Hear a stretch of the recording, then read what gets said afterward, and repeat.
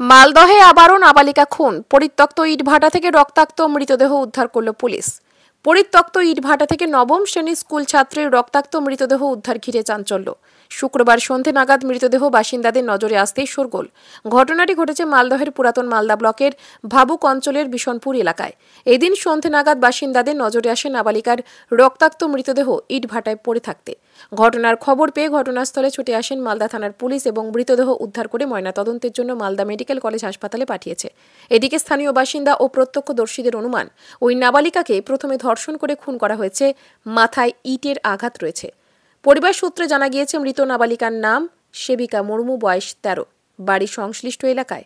সে স্থানীয় ভাবুক রাম মার্ডি হাই স্কুলে নবম শ্রেণীতে পড়াশোনা করত।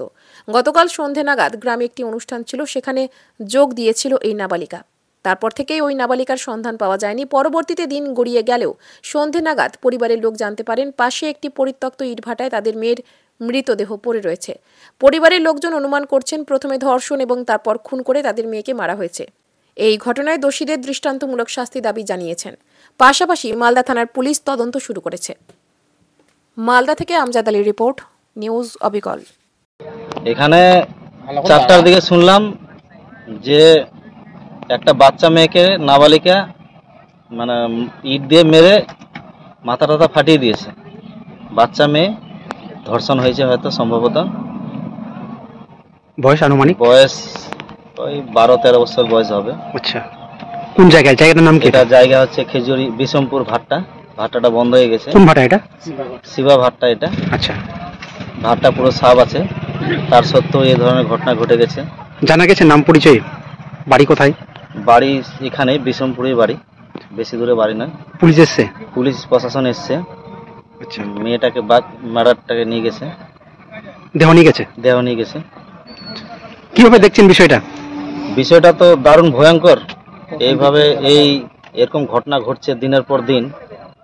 তার মধ্যে এত বাচ্চা মেয়েকে এই ধরনের ধর্ষণ বা মার্ডার, এটা খুব বিষয়টা খুব মানে চলাই খুব সম্ভবত বাচ্চা মেয়েদের জন্য।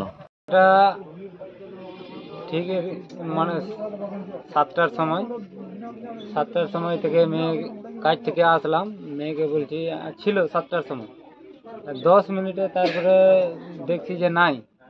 কি আজকে সকাল 7টা না কখন? মানে কালকের ঘটনাটা সন্ধ্যা না সকাল? আমাদের পরব আছে তো, ওই বাদনা পরব, তো ঠিক মনে হয় নাচ গান করতে গেছে, হয়তো নাচছে। তারপরে দেখছি যে নাই, রাত গেল, সকালে খোঁজাখুঁজি করছি, নাই নাই নাই। একটু দূরে। তারপরে এই বিকালবেলা 3টা-4টার দিকে খবরটা পাচ্ছি। কি খবর পেলেন? খবর পেলাম যে লাশ হয়ে পড়ে আছে। কোথায় ওটা? শিবা ভাটার কিলিং। কি অবস্থায় দেখতে পেলেন? অবস্থা দেখলাম যে এখন কি আর বলবো, রেপ করে এখন মরে আছে না কেমন কি, এখন সব ইট টিট সব সামনে পড়ে আছে। সে তাকে আপনারা কি অবস্থায় দেখলেন, মানে কি আঘাত চিহ্ন দেখলেন? আঘাত আর কি বলবো, ওই তো রেপ কেসই, এটাই। রেপ কেস মনে করছেন? হ্যাঁ। আচ্ছা, তারপরে রেপ করে তারপরে কি আর, এখন তো আমাদেরকে আর ওখানে ভিড়তে দিল না, দেখতেও দিল না। পুলিশ এসেছিল? হ্যাঁ, পুলিশ এসছে। আচ্ছা, কি চাইছেন আপনি? কি চাইছেন? আমি কি চাইছি, এটাই চাইছি যে এটা